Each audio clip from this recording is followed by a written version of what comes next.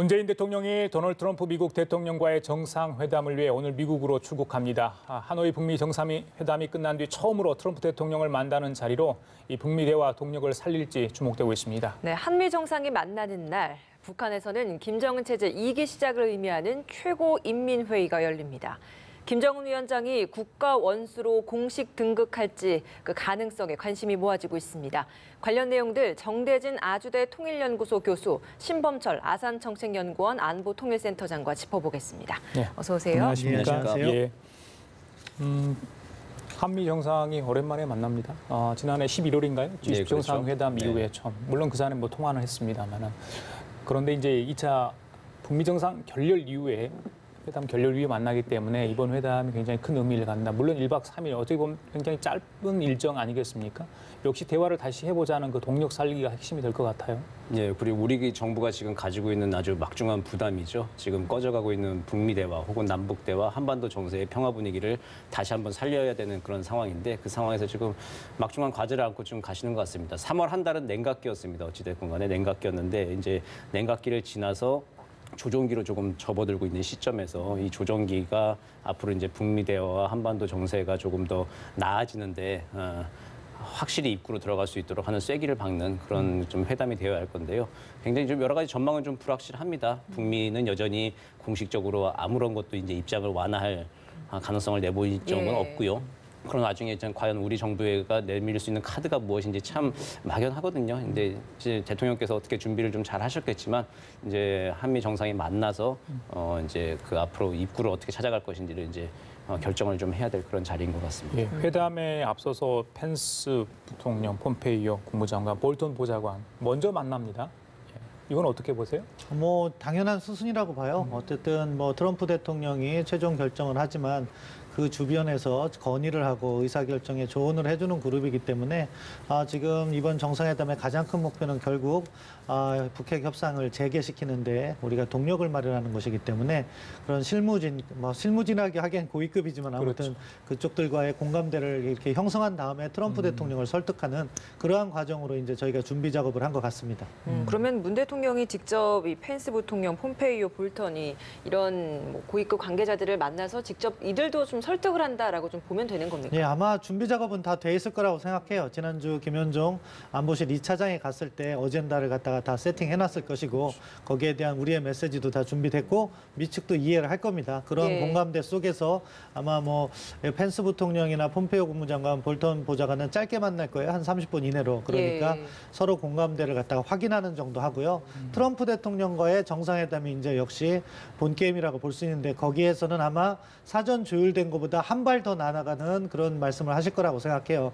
결국 뭐 방금 전에 보도에도 보면 김현종 2차장이 탑다운 방식을 유지한다고 하잖아요. 거기에 우리 이번 정상회담에 알맹이가 들어있을 것이라고 평가합니다. 예, 이번 방문이 사실 굉장히 짧게 뭐 실무 방문이다 보니까 필요한 내용만 움직이는 계획 일정이 잡혀 있던데 김정숙 여사가 멜라니아 여사와 또 따로 이렇게 만나서 시간을 갖는 일정도 있더라고요. 굉장히 좀 이례적인 뭐 많진 않았던 이런 만남이지 않았습니까? 어떤 의미가 있다라고 보십니까? 예, 그렇죠. 이례적이죠. 1박 3일 실무 방문인데 거기에 이제 영부인께서 같이 가신다라고 하는 것도 이례적인 것이고 그리고 멜라니아 여사가 이제 취임한 이후에 한 7번째 단독 이렇게 식사를 하는 게 상대국 정상부인과 단독 식사를 하는 게 7번째인 것 같고 그리고 우리나라도 예전에 노태우 대통령 때 이제 김옥숙 여사가 미국 정상 그 부시 여사랑 식사를 한 이후에는 처음이라고 합니다. 이제 그런 거 보면 굉장히 좀 이례적인 건데 지금 아마 여러 가지 다방면으로 좀 준비를 좀 하는 것 같습니다. 그러니까 트럼프 대통령이 개인 퍼스널리티가 굉장히 좀 강한 사람이잖아요. 그렇다 보니까 거기에 대해서 공식적으로 이제 이야기를 하는 것 외에 개인적인 그 환경에 대해서도 주변 여건들을 좀 만들어 나가는 데서는 어쨌든 정상들의 부인 간의 외교들도 중요한 편이죠. 이제 거기에 아마 좀 뭐 표현이 뭐 좀 그렇습니다만 어쨌든 그 중요한 그 알갱이를 제대로 좀 가져가기 위한 양념 역할들 있지 않습니까? 이제 주변 여건 조성, 우호적인 환경 조성하기 위해서 다방면에 지금 노력을 하고 있는 것 같습니다. 예, 알겠습니다. 일부러 어저께 김현종 2차관이 저 일정을 이야기를 했었죠. 예, 본격적으로 얘기 좀 나눠보겠습니다. 의제와 관련해서 글쎄요, 일괄 타결론, 미국은 북한은 단계론 계속 주장해 왔기 때문에 접점을 과연 찾을 수 있을지 관건인데 최근에 트럼프 대통령과 폼페이오 국무장관 뭐 여러 뭐 좋은 이야기도 하고 무슨 조금 저희들이 듣기에는 거북한 뭐 북한 쪽에서 마찬가지 그런 얘기도 했습니다만은 그럼에도 불구하고 좀 긍정적인 것으로 좀 보고 싶은 분들이 많은 것 같아요. 어떻게 일단 전망을 하십니까? 접점 찾기에 대해서는. 예, 전 이번에 트럼프 대통령이 문재인 대통령의 대북 접근을 지지한다. 그 정도 발언 충분히 이끌어낼 수 있다고 생각합니다. 결국 우리 정부가 가지고 가고 있는 굿 이너프 딜, 구체적인 내용으로 들어가면 포괄적 합의 단계적 이행론이라고 할 수 있는데 미국도 그 부분에 지지는 할 수 있을 거라고 봅니다. 왜냐하면은 일괄 타결을 이야기하고 있지만 그 이행과 관련해서는 단계적으로 갈 수밖에 없다는 점을 트럼프 행정부도 알고 있을 거거든요. 결국 리비아식 해법이라고 이야기하지만 리비아하고도 일괄 타결했지만 이행은 단계적으로 했습니다. 그걸 가지고 이제 다시 북한을 설득하면서 우리가 미국하고는 그 포괄적 합의 일괄 타결 부분에 있어서 로드맵과 최종 상태를 공유하고 북한을 설득함에 있어서는 결국 단계적 이행을 얼마나 북한을 만족스럽게 할 수 있을 것인가 그 부분을 고민하는 것 같은데 이 포괄적 총론 부분에 있어서 그 굿 이너프 딜에 대해서 트럼프 대통령이 반대하진 않을 것이다. 동시에 이번 준비 과정을 보니까 우리 정부도 미국 행정부를 만족시키기 위한 준비 작업을 했습니다. 그러니까 우리 시간으로 3월 30일이죠. 강경화 국무장관이 폼페이오 국무장관을 만나서 처음으로 미국의 인도퍼시픽 전략 그것을 갖다가 우리 정부가 지지한다는 이야기를 했습니다. 사실은 2017년 11월에 트럼프 대통령이 서울에 왔을 때 그 부분을 요구했는데 우리가 확답을 주지 않았거든요. 예. 1년 반 만에 지지를 했고 그리고 제재 완화 부분과 관련해서도 김현종 2차장이 지난주에 미국을 다녀와서 한 것처럼 이번에 개성공단과 금강산 관광 문제를 꺼냈느냐 하니까 이해하지 않았다고 했어요. 그것은 뭐냐? 제재 완화는 우리가 원칙적인 부분을 갖다가 강조하고 그리고 미국이 원하는 인도퍼시픽 전략이라든가 한미일 안보협력 지지하고 그 반대급부로서 한국 정부의 굿 이너프 딜에 대한 미국의 지지를 확보하는 그러한 접근을 하고 있다고 볼 수 있고 그 부분은 미국도 어느 정도 공감하고 있을 것이다. 그렇기 때문에 북핵 협상과 관련해서는 어느 정도 공감대를 이룰 수 있다고 생각합니다. 그럼 제재 완화와 관련해서는 우리나라가 남북 경협이나 이런 부분에 있어서는 이번 회담에서 언급되지는 않을 거라고 보시는 거죠? 예, 최근 정부 측에서 설명하는 것처럼 제재 틀을 유지하면서 접근한다 이야기를 하는데 이 큰 틀 속에서 결국 단계적 합의로 간다면은 북한의 비핵화 조치에 따라 단계적으로 제재 완화는 포함되는 거니까 이번 정상회담에서만큼은 제재 완화 부분은 우리 정부가 강조하지 않을 것이다. 단 기회가 있다면 문재인 대통령과 트럼프 대통령의 1대1 회담에서 가볍게 이야기는 꺼낼 수 있을 것이라고 봅니다. 예, 굿 이너프 딜 말씀하셨으니까 충분히 괜찮은 거래 그리고 저희들 지난번 청와대 관계자가 했던 조기 수학론 여러 가지가 뭐 수사적인 용어들이 많습니다. 근데 내용도 보면 비슷하지만 좀 다른 미묘한 차이도 있잖아요.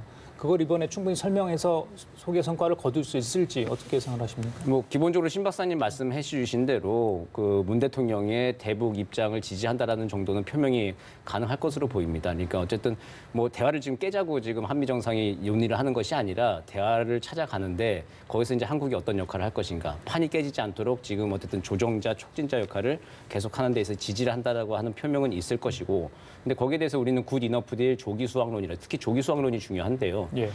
선도 조치가 문제잖아요. 비핵화에 있어서는. 그 양쪽 다 지금 북미 정상이 만나서 무엇을 원하는지는 다 얘기를 충분히 한 상황입니다. 근데 누가 먼저 선도 조치를 하느냐가 지금 관건인 상황이죠. 예. 거기서 이제 북한이 먼저 비핵화 조치를 가시적인 걸 더 하고 예. 거기에 대해서 이제 미국 쪽과 국제사회에서도 부분적인 제재 완화를 좀 해주고 하면 이제 그걸 조기 수학, 이게 단계적으로 조금씩 빨리빨리 좀 수학을 내자는 것인데 미국에서는 조기 수학론에 대해서 아직은 좀 갸우뚱하고 있는 상황이죠. 이게 조기 수학이 아니라 이제 완전히 이게 한꺼번에 수학을 하자, 새로운 수학을 하자라고 하는 그런 입장일 것인데요. 일괄 타결, 일괄 이행이라고 하는 이게 일괄 이제 처리라고 하는 것이 그런 입장일 것인데 거기에 대해서 조기 수학에 대해서 선도 조치를 하는데 미국이 먼저 할지 북한이 먼저 할지에 대해서 누가 먼저 하던 간에 초기에 여러 가지 옵션들이 있을 겁니다. 초기에 선도 조치를 했을 때 어느 정도를 주고받는지 트럼프 대통령 어떻게 생각하느냐라고 하는 걸 묻고 양 정상이 이해와 공감대를 만드는 자리. 이제 그런 게 이제 중요한 회담의 내용이 될 것 같습니다. 어쨌든 미국도 미국 내 정치 상황과 다 관련이 돼서 이번 정상회담에 또 임하는 자세가 나올 것인데 미국 내 정치 상황 보면 지금 굉장히 좀 복잡한 일들도 많고 지금 트럼프 대통령이 하는 뭐 이런 행동이나 발언이나 태도나 조치 이런 것들만 봐도 굉장히 우호적이지만은 않을 수도 있다는 해석도 있는데 어떻게 좀 전망을 하십니까? 이런 예. 부분에 있어서는. 예, 먼저 미국의 정치 상황은 그래도 과거에 비해서는 좀 안정적이라고 볼 수 있겠죠. 결국 트럼프 대통령을 옥죄던 뮬러 특검이 예. 별 결과 없이 끝나게 됐기 때문에 트럼프 대통령으로서는 재선 가도에 있어서 상당히 긍정적인 신호를 받을 겁니다. 그 부분은 또 트럼프 대통령이 북한과의 협상에서 보다 유연성을 발휘할 수 있는 공간이 있다고 볼 수 있겠어요. 다만 트럼프 대통령의 대북 접근 자체를 비판하는 시각들이 많은데 그런 부분은 트럼프 대통령이 준비를 하지 않고 김정은 위원장을 만남으로 해서 비핵화 과정이 어떻게 보면은 또 순탄치 않게 되었다는 반대 입장을 피력하는 거죠. 근데 그 부분은 트럼프 대통령이 극복해내야 될 거라고 생각해요. 결국 북한의 비핵화 조치가 제대로 이루어진다면은 그건 트럼프 대통령의 업적이 되는 거죠. 근데 그게 실패된다면 트럼프 대통령이 어떠한 접근을 하더라도 비판을 받을 수밖에 없습니다. 그러니까 미국도 보면은 대외 정책에 있어서 양극화 현상이 심화되고 있는 거죠. 그렇기 때문에 트럼프 대통령의 책임이라고 볼 수 있는데 이번 정상회담의 임함에 있어서 트럼프 대통령의 입장은 그럴 거예요. 결국 김정은 위원장을 설득을 해야 되는데 자신이 지금 만날 수 있는 상황은 아니다. 그럼 그 연계 역할을 문재인 대통령께서 한다고 하니 그렇다면은 문재인 대통령에게 힘을 실어줘서 김정은 위원장을 한번 설득해봐라. 이런 마음일 겁니다. 다만 그 과정에서 미국의 기본 입장을 우리 대통령께서 확 바꾸는 건 원하지 않을 거예요. 그 대표적인 것이 제재 완화를 강조한다거나 그러면은 미국이 또 입장을 바꿔야 되니까 그런 부분은 아니고 결국 문재인 대통령께서 김정은 위원장을 만나면서 미국의 로드맵 쪽으로 북한을 한 발짝 더 가깝게 끌어와 당겨 주십사 이런 요청을 할 겁니다. 그런 일이 있으면은 그러니까 그 가장 대표적인 사례가 뭐 비핵화 로드맵이나 최종 상태에 대해서 북한이 과거에는 단계적 접근만을 이야기하면서 그런 포괄적 합의는 하지 않겠다 이런 이야기를 했는데 할 의향이 있다 이 말만 나와도 트럼프 대통령은 6월 정도에 다시 정상회담을 할 생각이 있을 겁니다. 이제 그 역할을 문재인 대통령께서 해야 되는데 이번 한미 정상회담에서는 그런 차원에서는 양 정상 간에 공감대가 있다. 그렇기 때문에 불협화음보다는 조율된 결정이 나올 것이라고 평가합니다. 예, 촉진자든 중재자든 뭐 이렇게 역할을 굳이 뭐 이렇게 확실하게 규정을 해서 하지 않더라도 뭔가 전달을 해야 되잖아요. 그런데 지금 지난번 2월달 이후에 2월 27일 하노이 정상회담 이후에 남북 어떤 고위급 접촉이 있었다. 그러니까 북한 김정은 위원장의 의중을 전달받을 수 있는 기회 과연 있었는지 저는 들어보지는 못했는데 어떤 식으로 받았다면 또 그걸 트럼프 대통령이 어떻게 좀 전달할 수 있을까? 그 부분이 좀 의문이거든요. 지금 북한의 행보를 보면 상당히 좀 우려스러운 부분인데요. 사실 우리 측에서는 아마 메시지를 보내고 신호를 보냈을 겁니다. 근데 지금 북한의 행보들을 종합해 보면 아마 그에 대해서 별로 답을 공식적으로나 비공식적으로 별로 보내고 있지 않은 상황인 것 같습니다. 그러니까 한 20년 넘게 이게 북한 연구를 했던 경험칙으로 봤을 때 지금 장고를 두고 있는 상황인데 아마 우리 정부에 대해서 이렇게 특별히 지금 입장을 내놓고 있지 않은 거죠. 그게 가장 큰 이유는 뭐냐면 북한 내부가 지금 어떻게 가야 될지 아직 입장 정리가 안 된 거죠. 지금 뭐 3월을 냉각길 거치고 한 달이 조금 넘은 시점, 굉장히 긴 시점처럼 보이지만 근데 이제 북한이라고 하는 나라의 속성을 봤을 때 자신들의 모든 명운을 걸고 있던 이 비핵화와 제재 완화 문제에 있어서 전략적인 노선들을 지금 또 바꿔야 되느냐 말해야 되느냐는 굉장히 중요한 문제거든요. 그걸 한 달 사이 입장 정리하기는 사실은 좀 어렵죠. 그렇기 때문에 이렇게 우리가 정부가 아무리 메시지를 보내서도 그에 좀 답할 만한 여력은 아마 없었을 거라 판단이 되고요. 그리고 이제 하노이 노딜 이후에 트럼프 대통령도 문재인 대통령한테 부탁했던 것이 북한과 충분히 대화하고 결과를 공유해 주길 바란다였는데 그에 대해서 이제 우리도 정부도 노력을 했겠지만 그리고 또 순서가 남북 대화를 좀 한 다음에 그 조율될 안을 가지고 또 한미 대화를 또 하고 그렇게 해서 또 협상판을 또 벌려나가고 하는 것이 모두가 바라는 거였고 생각하는 바였는데 지금 이쪽 남북 대화판 쪽은 아마 북한의 호응이 좀 없는 것이 아닌가. 그리고 이제 독자 행보. 김정은 위원장만 해도 이제 삼지연군을 또 돌아보고 그리고 돌아온 박봉주 총리도 보면은 함경도 가가지고 철강소 발전소 보면서 자력갱생과 자립 노선을 발표하기 위해서 지금 많은 준비를 좀 하고 있는 것 같거든요. 그런 걸 봤을 때 북한 측이 아마 공식적, 비공식적인 어떤 호응은 좀 없었던 것으로 판단이 됩니다. 북한의 의중을 전달받지 못하고 그렇습니다. 지금 한미 정상회담을 하러 가는 것일 것이다라고 예측을 그렇게 하시는 추정이 거죠. 됩니다. 네, 폼페이오 국무장관 어제 새추리 소위에 출석을 해서 관련 발언이 나왔고 저희가 또 리포트로도 좀 보내드렸습니다. FFVD라는 언급도 있었고 재래식 수단의 위험 감소라는 거론 부분이 있었습니다. 한미 회담 바로 직전에 또 이런 언급들이 나와서 이게 어떤 의미일까라는 걸 해석을 해봐야 될 것 같습니다. 결국 저 장소는 폼페이오 국무장관이 미국 의회에 간 장소잖아요. 예. 그러니까 국회의원의 질문에 대한 답을 해야 되는 거고 거기에서 원칙적인 입장을 견지할 수밖에 없는 거잖아요. 그렇기 때문에 새로운 이야기는 아니고 그것이 뭐 북한에 대해서 더 강경으로 돌아갔거나 더 유화적인 입장을 피력한 건 아니라고 생각합니다. 저런 일반적인 기조는 계속해서 이야기될 것이고 결국 김정은 위원장을 다시 만난다거나 고위급 회담을 다시 한다거나 할 때 미국의 진짜 카드가 나올 수 있다. 현재까지 미국의 카드는 뭐 지난번에 언론에 공개된 것처럼 북한이 핵무기와 핵 프로그램 그리고 생화학 무기까지 다 내놓아라 이런 건데 이 과정에서 타협의 여지는 있겠죠. 물론 네. 협상이라는 것이 진행되는 과정에서 넣고 빼고는 할 수 있겠지만 그렇지만 그 이전에 미국이 먼저 입장을 바꿀 가능성은 매우 낮다고 봅니다. 그 점을 우리 정부도 알고선 이번에 가기 때문에 나름대로 우리 정부도 입장을 3월 3주차까지는 계속해서 우리 정부의 입에서도 개성공단과 금강산 이야기가 나왔지만 최근 들어서는 그런 부분을 강조하지 않는 것도 이런 부분에서는 일단 미국과 조율이 중요하다고 인식을 하기 때문에 그렇고요. 아까 정 교수님 이야기하신 것처럼 결국 북한의 입장을 우리가 파악하고 가느냐 저 역시 아직 파악 못했다고 생각합니다. 이것은 보면은 사실은 우리 정부의 이러한 정상회담 외교의 기획이 4월 27일 그러니까 판문점 선언 1주년을 기념해서 남북 정상회담을 목표로 한미 간에 먼저 조율을 하겠다는 의사가 반영되어 있다고 볼 수 있겠고요. 그 과정에서 북한은 뭐 대화에 임할 수 있다는 정도는 물밑 접촉을 통해서 파악할 수 있겠지만 김정은 위원장의 의중은 그 밑에 실무자에서 이야기하지 않기 때문에 예. 아직 파악은 덜 됐을 것이다. 다만 우리가 이번 한미 정상회담을 통해서 특정한 외교적 레버리지를 확보해서 북측에 제안을 한다면은 북한도 거기에 응할 수 있을 것이다. 예. 그런 것이 우리 정부의 나름대로의 바람이 아닐까 생각해 봅니다. 북한의 입장이 정리됐는지 아니면 아직 확실하게 정리가 되지 않았는지 정리됐다면 그걸 남측에 전달을 했는지 여부를 확인할 수 없는 상황인데 그렇다면 내일 있을 최고인민회의 그렇죠? 거기서 뭔가 나올지 않을까 하는 게 가장 관심사인 것 같아요, 메시지를. 그런데 어제 노동국 정치국 확대회의를 했고 오늘 노동당 전원회의를 소집해 놓지 않았습니까? 어제 잠깐 이야기를 한 게 있어요, 사실은. 또 긴장 관련 국면에 대해서. 그래서 이번에 누가 먼저 이야기할지 모르겠습니다. 그러니까 한미 정상회담 결과를 보고 김정은 위원장이 이야기를 할지 아니면 먼저 나온 걸 가지고 또 우리 측에서 한미 정상들이 그걸 가지고 이야기를 할 수도 있을 가능성도 있는데 어떻게 보십니까? 어떤 메시지가 나올 것으로 예상하세요? 아마 북한은 나름대로 자기들의 메시지를 일관성 있게 가져가려고 할 거예요. 그러니까 어제 나온 메시지의 내용을 보면은 엄중한 대외 환경에 대비해서 자력갱생 노선을 계속해서 지켜나가겠다. 그러면서 마지막에는 뭐 패배주의라든가 관료주의, 부정부패 이런 것을 갖다 다잡겠다. 결국 김정은 위원장이 강한 그립을 쥐고 자력갱생 노선으로 나가겠다는 메시지를 이야기했기 때문에 오늘 있을 당 중앙위원회 전원회의라든가 최고인민회의까지 계속 이어질 거라고 생각합니다. 네. 북한의 메시지는 그렇게 되는 것이고 한미의 메시지도 이미 뭐 대충 그림은 그려지는데 철저한 한미 공조를 통해서 북한의 비핵화와 평화체제 구축을 해나가겠다 이런 메시지가 날 거기 때문에 공식적인 메시지의 차원에서는 접점이 없을 수도 있다고 생각합니다. 하지만 또 그 이면에서의 행간을 읽어야 되는데 북한으로서도 그러한 자력갱생을 죄송합니다.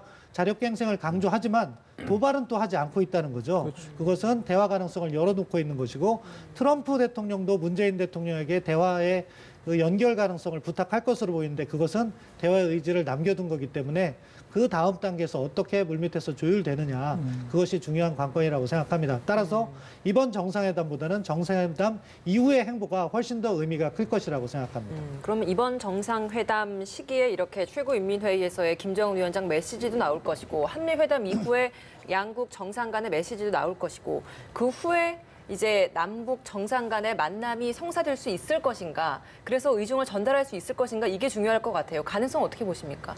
한미 정상회담의 결과를 북한이 어떻게 해석하느냐에 따라 좀 달라지겠죠. 우리 정부로서야 뭐 4.27 판문점 선언 1주년 기념해서 남북 정상회담 하는 데 있어서 뭐 크게 정치적으로 부담될 것도 없고 오히려 더 필요한 상황인 것이죠. 우리 국익을 예. 위해서. 그런데 이제 북한이 과연 이거 한국으로부터 얻을 게 정말 있느냐?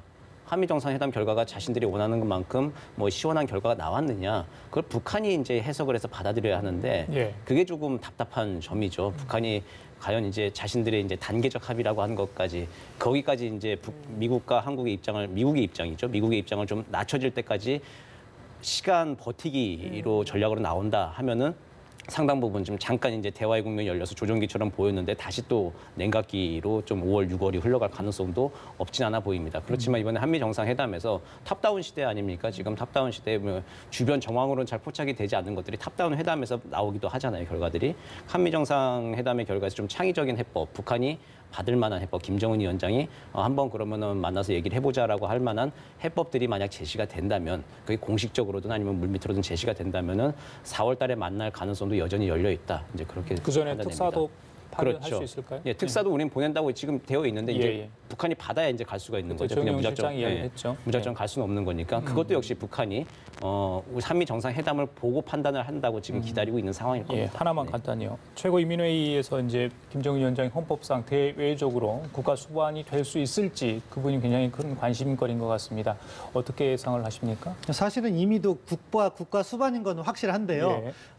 김영남 최고인민회의 상임위원장에게 국가를 대표할 수 있는 권한을 또 동시에 부여하고 있는 것이 북한의 헌법 구조입니다. 그렇죠. 그 부분을 이번에 확실히 정리를 해서 헌법을 바꿔야 되는 그렇죠. 거죠? 헌법을 개정해서 김정은 국무위원장이 예. 국가의 최고 수반임을 명실상부하게 보장하는 그러한 헌법 개정이 있을 가능성이 높다. 그렇게 평가합니다. 그래요. 알겠습니다. 지금까지 정대진 아주대 통일연구소 교수, 신범철 아산정책연구원 안보통일센터장 두 분과 함께 얘기 나눠봤습니다. 말씀 잘 들었습니다. 고맙습니다.